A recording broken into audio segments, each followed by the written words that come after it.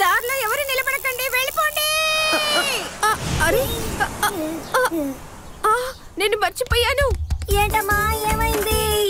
ఈ రోజు eco friendly day, అందువల్ల మీ స్కూల్ బస్సు రాదు. మిస్సెస్ నొగారా, ఒక త్వరగా రక్షించు చెప్పాలి.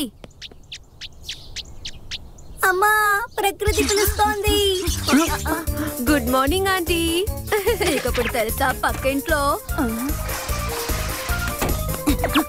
బిజీ అనుకుంటా.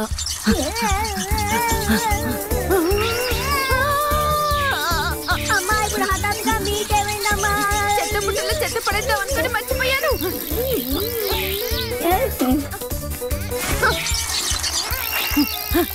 చాలా త్వరగా వెళ్ళాలనుకుంటా. పని అయిపోయింది.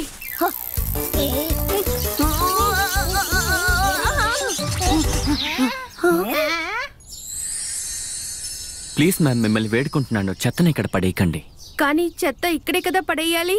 టౌన్ కౌన్సిల్ మీటింగ్ లో చెత్తల్ని విడదీయమని ఒక కొత్త రూల్ ని పాస్ చేశారు. ఇదిగో అలా చూడండి.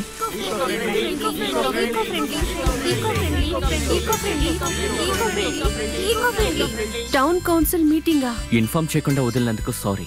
నేను ఈ టౌన్ కి కొత్త మేయర్ని. నా పేరు మాకన్రా సీజన్.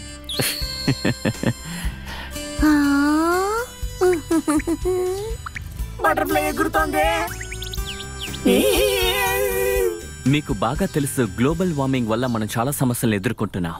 ఇప్పుడు మీకు పరిచయం చేస్తున్న ఒక కొత్త పద్ధతిని, ఈకో ఫ్రెండ్లీ. ఇది డైలాగ్ కాదు, నిజం. అంటే చెత్త నుంచి ఎనర్జీని తయారు చేసే ఒక కొత్త మిషన్. రండి, మనం సీరియస్ గా ఎర్త్ని ప్రొటెక్ట్ చేద్దాం, ప్రకృతిని ప్రొటెక్ట్ చేద్దాం.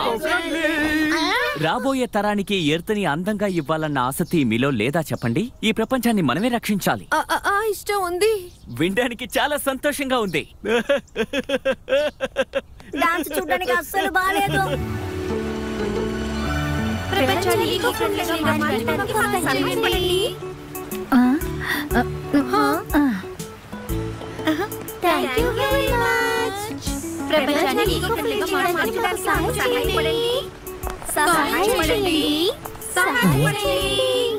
నేను ఇప్పుడు అర్జెంటుగా ఆఫీస్కి వెళ్తున్నాను. ఆ తర్వాత మళ్ళీ కలుస్తాను మిమ్మల్ని.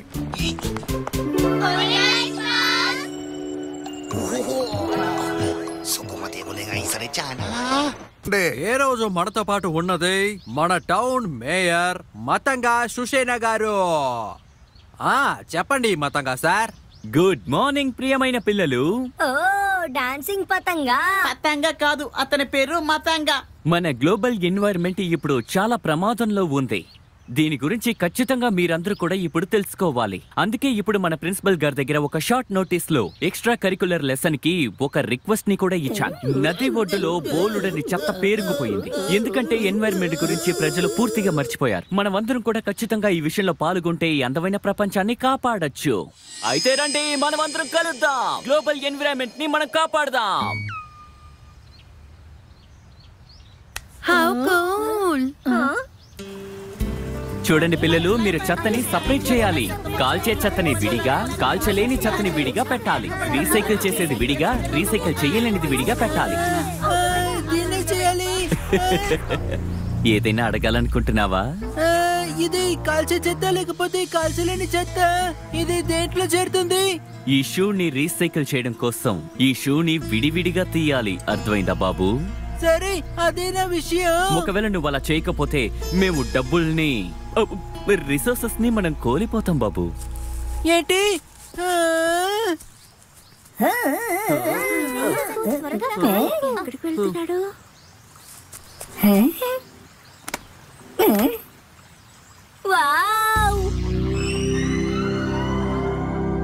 నేను వచ్చేసాను. ఈరోజు చాలా వేడిగా ఉంది.